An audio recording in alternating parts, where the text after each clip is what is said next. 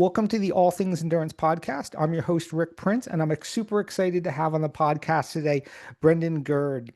We're going to be talking about Zone 2, which is a pretty hot topic, or a very hot topic, I should say, in the world of sports and certainly endurance sports. Brendon is a professor of muscle physiology at Queen's University.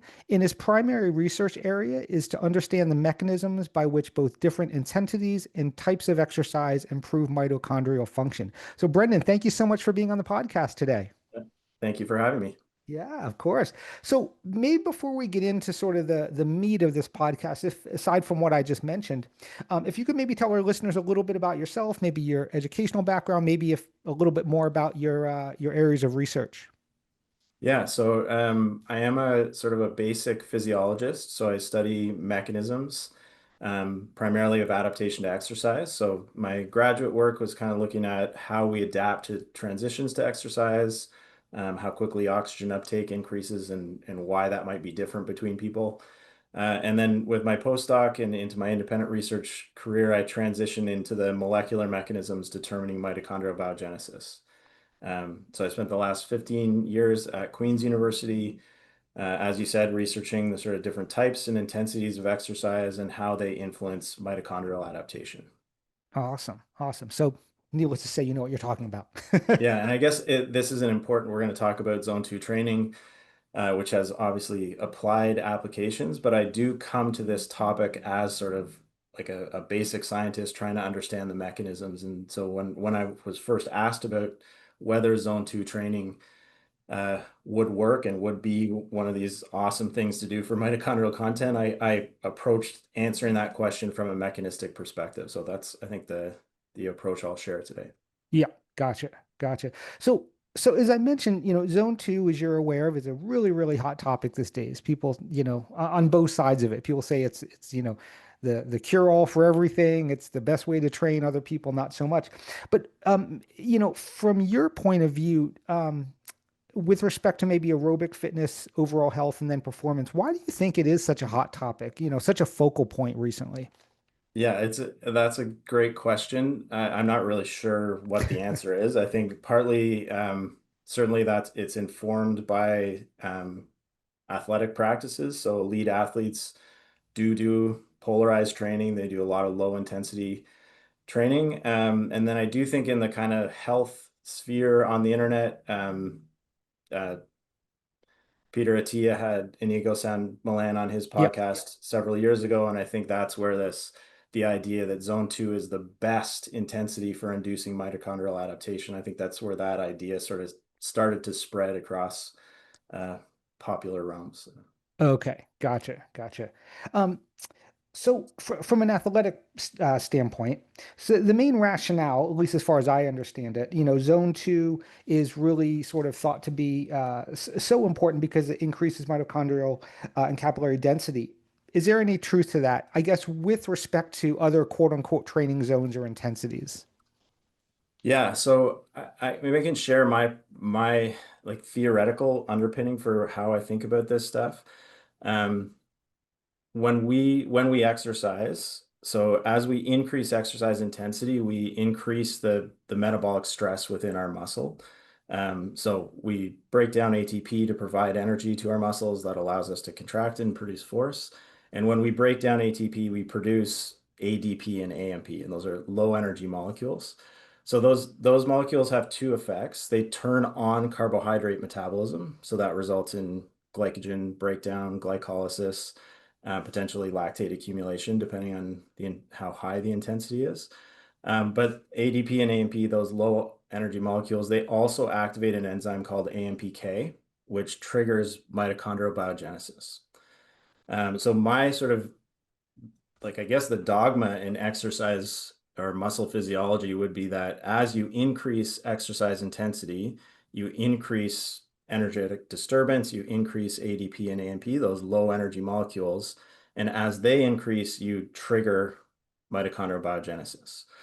So, from a theoretical perspective, I would think that if you want to induce mitochondrial adaptation, you want to exercise at a higher intensity.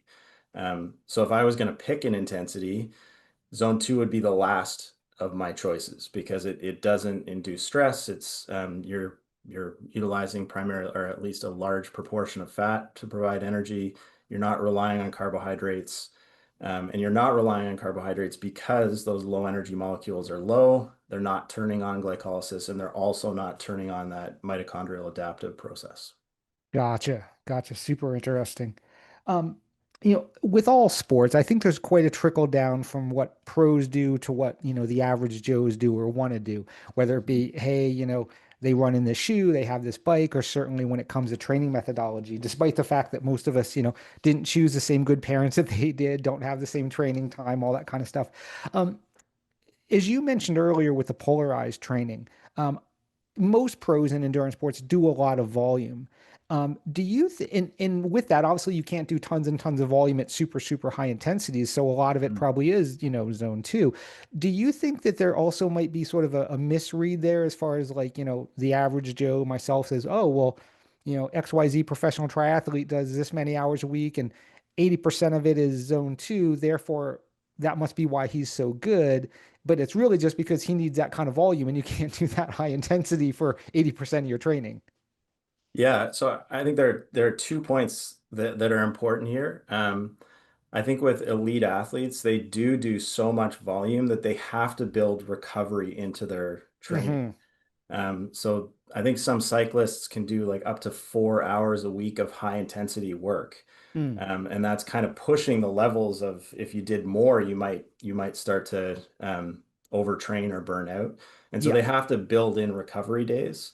So I think it's possible that athletes use that low intensity training. They want to stay on their bikes or they want to keep running. They don't want to take a day off, but they understand they have to have a low stress day. And so they use zone two training as that off day or recovery period. The other thing I think the application of that um, polarized training to regular people, I think this is some of the things I find confusing is athletes are doing 20% high intensity and 80% low intensity. And proponents of zone two have inferred a causal relationship between the low intensity and the adaptations occurring in those athletes. And they're ignoring the 20% of the high intensity. Mm. So if you go back to like my theoretical understanding of how muscle adapts, I'd gravitate towards that 20% high intensity that's driving the adaptation. Yeah. Um, yeah, and I think, I mean, it'd be interesting as I said, I'm not an applied physiologist, but I think if you talk to athletes, they would probably, that zone two stuff is probably about recovery more than trying to push more adaptation. Yeah, that's a great point because you hear that a lot, certainly with endurance sports. I mean, there's actually like a training method, right? Sort of the 80-20 method. And what I've always felt, and again, this is, I guess, to your point or your verbiage, sort of theoretical. This is always sort of my understanding is that, like, as an athlete or as a person gets in better aerobic shape and certainly all the way up to the elite level, the needs are different. So I've always been a little bit skeptical too, for lack of a better word, anytime that you just say, okay, 80-20 or any percentage, it could be 50-50, it could be, 20-80. Um, Mhm. and my understanding is that like it would differ based on the person, it would differ based on the their aerobic fitness level. It seems like a very difficult thing to understand when you would just have this static 80-20, and then to your point even more so putting that emphasis as far as performance gains on the 80%. Yeah. That Yeah, and seems a to little that weird. point, like one of the things, like we're doing some research with zone two training right now, and one of the things, one of our observations is in regular people, the intensity at zone two is really low. Hmm. So a lot of people, as soon as they started to jog, they would be above zone two into the heavy intensity domain. So Interesting. versus a cyclist who could, like a professional cyclist can ride at 200 plus watts Yeah. and be in zone two. We have participants in our studies whose lactate threshold, which is the upper bound of zone two, their lactate threshold might be 60 watts. Oh, wow. Yeah, so for the average person out there, if you want to do a zone two training session, that might mean going for a walk. Yeah. And if you put it in that context, I don't know that people would expect to get fitter. Um, like certainly there are health benefits of going for a walk, but you wouldn't expect to like become an elite athlete just walking 80% of the time. Right, right. I remember this is going back years ago before again Zone 2 was a thing, but it was still a thing. And to your point, my background is in cycling. And I remember I had this like friend slash coach, whatever, and he was talking about sort of the base mileage Zone 2. And it was so funny. He's like, do not go above Zone 2. If you go even into Zone 3, Zone 4, even for 10 seconds, that just negates the entire thing. And I'm like, well, that's weird. That doesn't make a lot of sense. So it's funny where people take this, the intensity that you can just destroy or ruin an entire workout just by adding a little more intensity, it's Mhm. even though that's probably the thing they need to your point. Yeah, so I think that makes sense from a recovery perspective. Sure. If you're doing a zone two session to recover, as soon as you go up into the heavy intensity domain above lactate threshold, you're going to start to deplete glycogen and accumulate fatigue.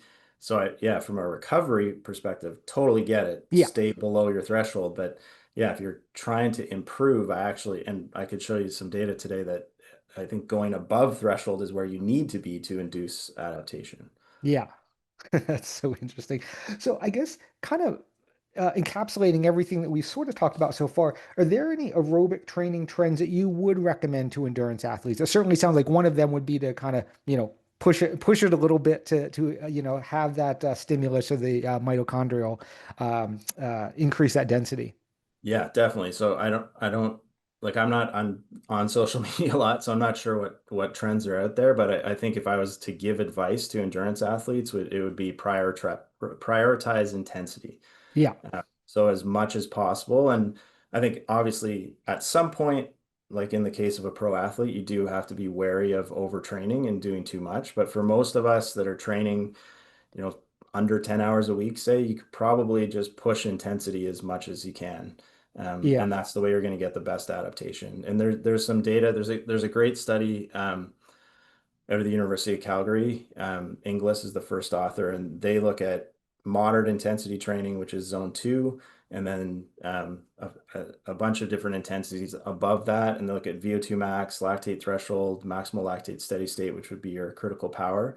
So kind of determinants of performance. And the zone two group, the moderate intensity training, they're not better than control for any of the outcomes. Interesting. And they're inferior to the higher intensity for everything, including the heavy intensity group that's just above lactate threshold. So getting Oh, back to your wow. previous question, as soon as people transitioned just above lactate threshold out of zone two, they adapted better than the people who stayed in zone two. Yeah. Well, that's a pretty substantial results from that study. I mean, that kind of Mhm. that kind of tells you the story right there. Yeah, Hey, maybe I can, sorry, yeah. we've just finished a study last week, so very fresh results, but we had these were trained cyclists, so not elite cyclists, but people who were um, training and competing. We had two groups. We had a high intensity interval group where they did three hit sessions a week, and then we had a polarized group where they did the Mm, exact three hit sessions a week, plus they did 4 hours of zone two training, which okay. which made their training 80% high intensity, sorry, 20% high intensity, 80% low zone two. Um, and both groups improved performance, improved VO2 max, improved lactate threshold, but the adaptations were identical. Mm, So no difference in any outcome, which we're interpreting as all of the adaptation is driven by the high intensity work and the addition. So in those people with 4 hours of zone two per week, um, that didn't have any benefit, at least as far as the outcomes we looked at. yeah, that's fascinating. That's fascinating. And that's a great lead into this next question. I think, most of us, these non-athletes or not non-elite athletes, I would say the good percent are time crunched, between Mhm. family and work and all these kind of things. We don't have the time to put in all this crazy, hours and hours of zone two. So I'm guessing basically from what I'm hearing, in what you alluded to earlier, a good portion of their training and really the focal point as far as quality should be on, that higher intensity and maybe especially what you just said about that last study is while trained, maybe assuming they have a pretty good aerobic base is just focus on the intensity for sure. Yeah, I think so. And there's lots of good data that looks at kind of the adaptation per hour of training Mm, for both mitochondrial outcomes, capillary density, and VO2 max. And high intensity is more efficient. Sprint interval training would be the most efficient okay. in terms of time. It's maybe not, you're not going to get the best overall adaptation from sprint interval training, but you can get away with a 10-minute workout and still kind of push adaptation. That's awesome. And that's Yeah. really interesting because I think aside from just the narrative that zone two training is where it's at, I think so many endurance athletes, when they hear the word sprint training, they think sprinter, they think Usain Bolt, they think, maybe in certain sports like cycling where you have to sprint at the end, maybe okay, I'll do that for the application so I can get to the line fastest. But I think very few would identify sprint training as a mechanism to increase fitness because they just hear Mhm. sprint and like, well, I'm not a sprinter, I'm a ultra runner. I'm a, marathoner. I'm not doing that. Yeah. Yeah. I mean, again, this dates me a little bit, but some of the original sprint interval training work that has been done in Marty Gabala's lab. I was at a conference when the Kristen Burgomaster first presented that work, and everybody was shocked that you could do these like 30-second sprints and have an adaptation that looked exactly the same as 30 minutes or 60 minutes of endurance training.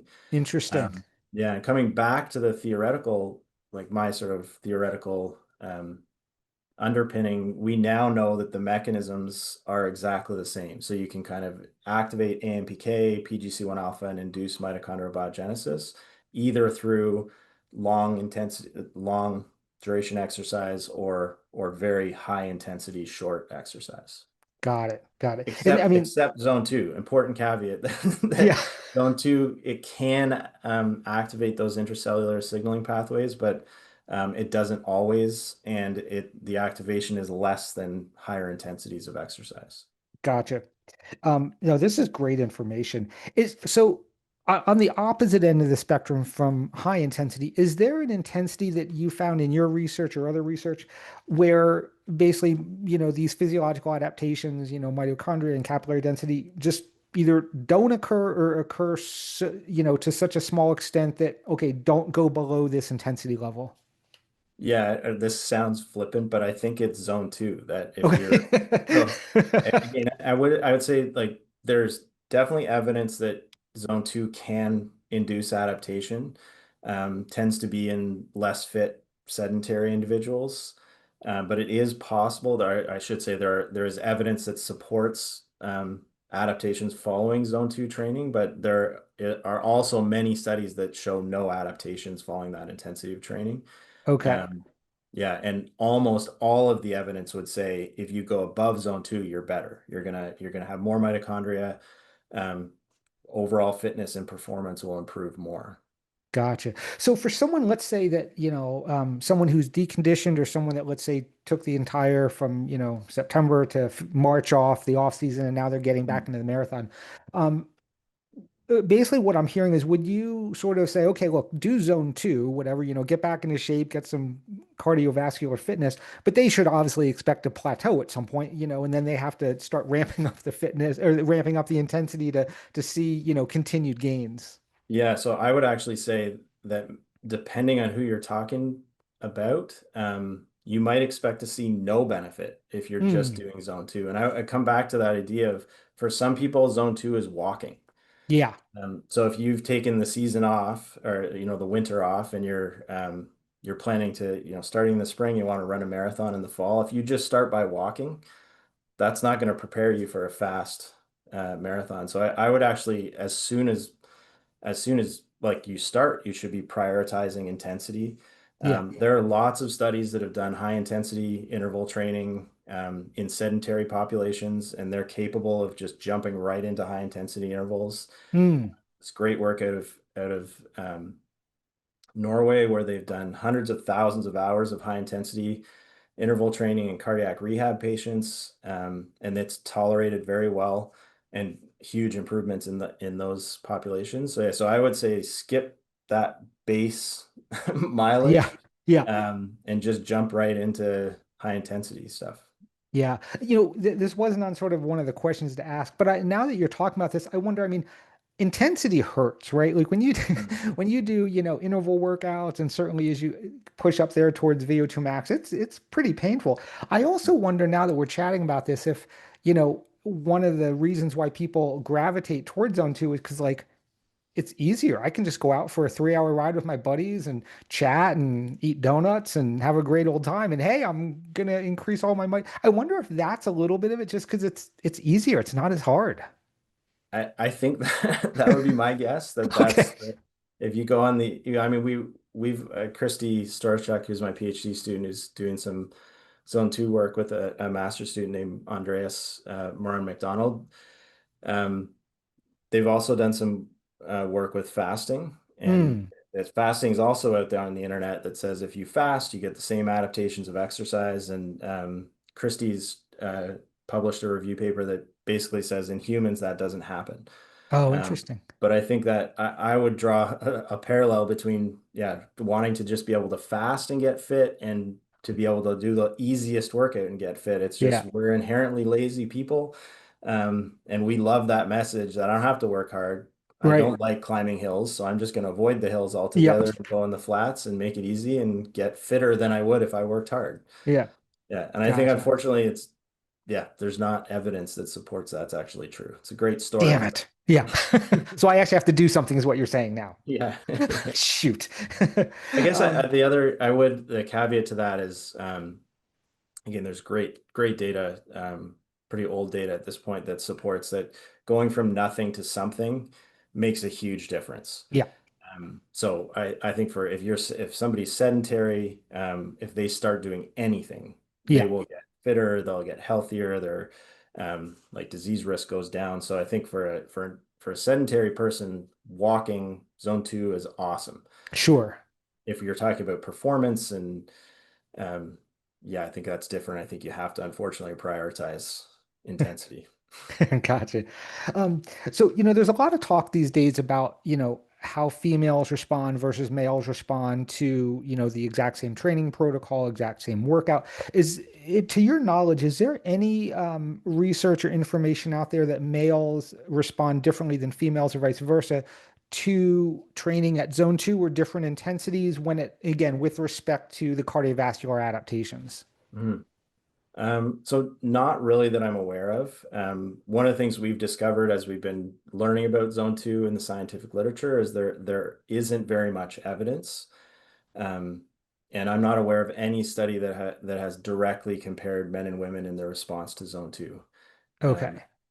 I think the kind of prevailing idea in the exercise science literature is that there may be differences between men and women, but they're pretty subtle if they Okay. exist. Okay, nothing that would be like, hey, oh my God, males do not do this, females definitely do this. Nothing, at least currently out there. No, no. Okay, gotcha, gotcha.